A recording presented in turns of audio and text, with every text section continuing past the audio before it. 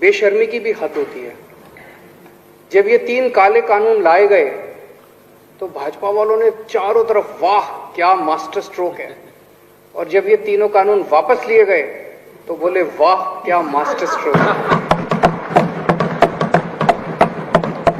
उसका जो इनका अहंकार है कि हम तो कुछ भी पास करा लेंगे, उस अहंकार के रहते जो इन्होंने ये काले कानून पास किए,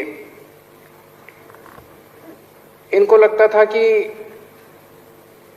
किसान आएंगे, थोड़े दिन आंदोलन करेंगे, चीखेंगे, चिल्लाएंगे, फिर घर चले जाएंगे। मैं समझता हूं कि शायद ये इंसान के इतिहास में, दुनिया के इतिहास में सबसे लंबा आंदोलन था। मैं और कोई ऐसा आंदोलन नहीं जानता। भारत में 1907 में एक आंदोलन हुआ था, वो भी किसानों का आंदोलन था, पंजाब के किसानों का आंदोलन था, और वो अंग्रेजों के खिलाफ हुआ था। वो 9 महीने चला था, 1907 में हुआ था। उसके बाद अब किसानों को आंदोलन करना पड़ा अपनी सरकार के, चुनी हुई सरकार के खिलाफ। ये 12 महीने चला। दुनिया का सबसे लंबा आंदोलन, सबसे अहिंसात्मक आंदोलन, संयमित आंदोलन। सत्ता पक्ष ने इनको भड़काने में कोई कसर नहीं छोड़ी, षड्यंत्र करने में कोई कसर नहीं छोड़ी, गालियां देने में कोई कसर नहीं छोड़ी।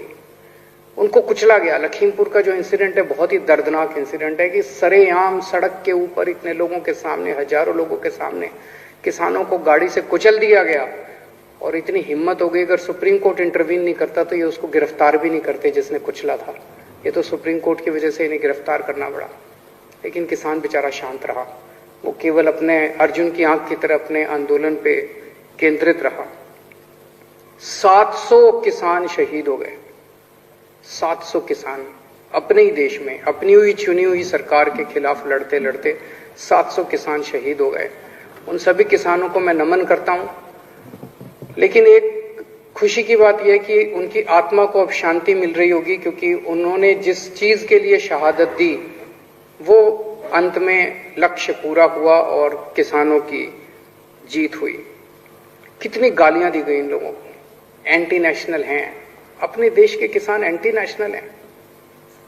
अगर अपने देश के किसान एंटी नेशनल है तो ये सारे जो बैठे हुए हैं उधर वो क्या है फिर? जो गालियां दे रहे थे वो क्या है फिर? वो नेशनल है? एंटी नेशनल हैं, खालिस्तानी हैं, आतंकवादी हैं, चाइना के एजेंट हैं, पाकिस्तान के एजेंट हैं। पता नहीं क्या क्या किसानों को गालियां नहीं दी गई। कभी किसी ने सोचा नहीं था आजाद भारत में एक ऐसा दिन आएगा जब अपने किसानों को इस तरह की गंदी गंदी गालियां दी जाएंगी। पर किसानों ने पलट के इनका जवाब नहीं दिया। किसान शांति से बैठे रहे।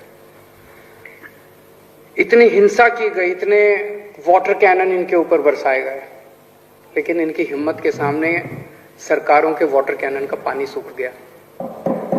इनकी कीलें, सड़क के ऊपर कीलें ठोकी गई, लेकिन इनकी हिम्मत के सामने सरकार की कीलें भी पिघल गई। बैरियर लगाए गए, सब किया गया इनको, लेकिन इनकी हिम्मत नहीं तोड़ पाई ये सरकार।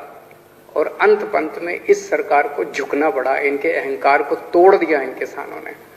जिस तरह से आजादी की लड़ाई लड़ी गई थी, ये किसी आजादी की लड़ाई से कम नहीं था। सबसे बड़ी बात यह हुई कि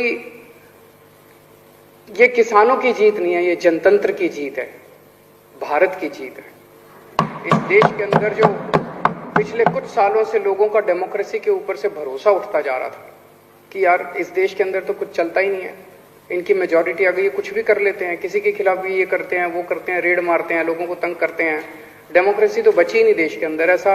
ऐसा इनको भी लगता है। इनसे जब प्राइवेट में बात करो ये भी बहुत दुखी है, ये भी सारे बहुत दुखी हैं वो। लेकिन ऊपर से ऑर्डर आते हैं कि भाई यहाँ पे जो ज्यादा तेज बोलेगा उसको पद मिलेगा, तो इनकी मजबूरी है। पर ये हैं सारे अपने ही, दिल से ये सारे अपने साथ हैं।